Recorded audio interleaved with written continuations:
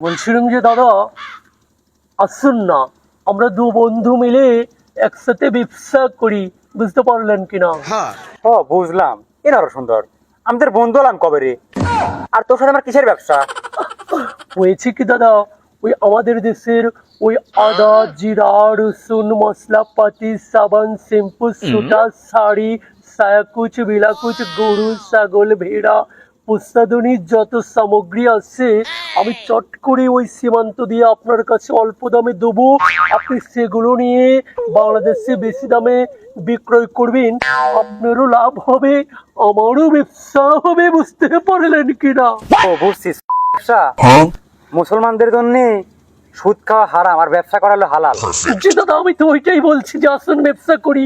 খেলার বান্দর, তোর কাছ থেকে মাল নেই, আমার হালাল ব্যবসাকে আমি হারাম করতে পারবো না। জানেন তিন আল্লাহ ব্যবসা করবে। এই বাংলাদেশের ছেলা ব্যবসাই বোঝে না, বললুম যে ব্যবসা করি, ছেলা বলে এটা নাকি ব্যবসা। আমরা তো এরকম ব্যবসাই করি সারা জীবন, আমাদের কাছে তো এটা ব্যবসা নয়। আসি।